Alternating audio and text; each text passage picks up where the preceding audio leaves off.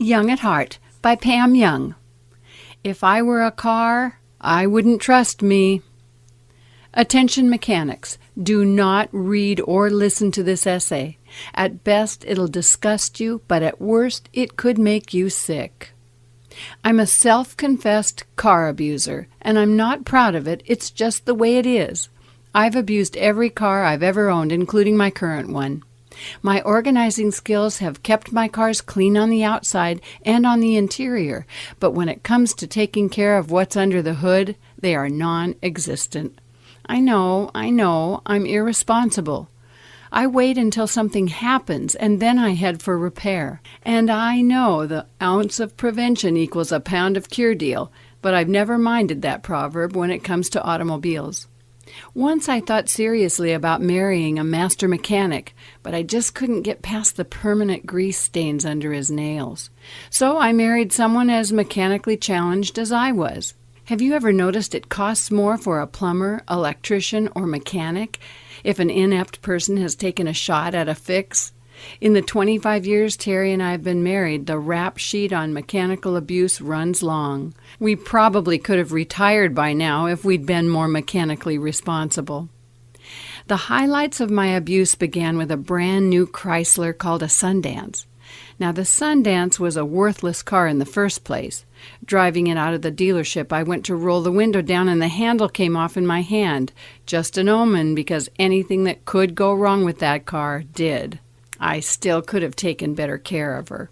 2 years into ownership, I was stopped at a red traffic light with a car on my left in the left-hand lane. Black smoke began encircling our cars as we waited for the light to change. I looked over at the car beside me and noted it was a real junker, and I thought, "Get off the road, you polluting piece of junk." Then his light turned green, and he took a left and left me still in the smoke. It was my car that was smoking. My light turned green, and as I drove through the intersection, I heard a sound like a Costco-sized can of chili blew up under the hood. I'd blown my first rod.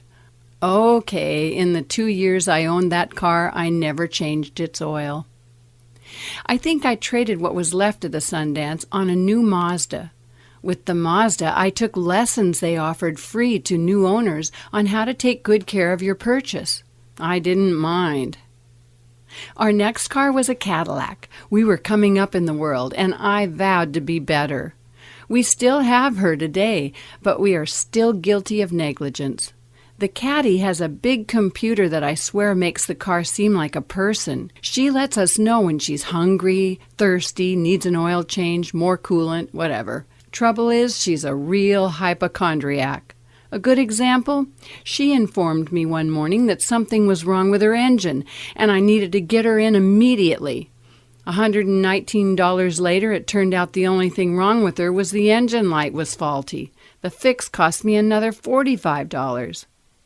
The Cadillac was born in 1998, and I figure she's 105 in car years, same as dogs. We call her the old lady. She moans when I start her up in the morning if the temperature in the garage is below 45 degrees.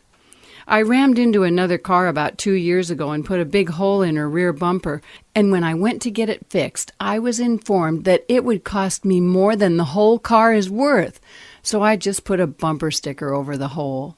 I think when she does bite the dust, we'll just rent a car or take the bus.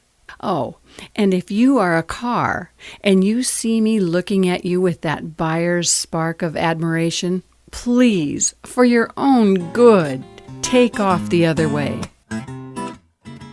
Adore who you are. Adore where you are. Adore who you're with.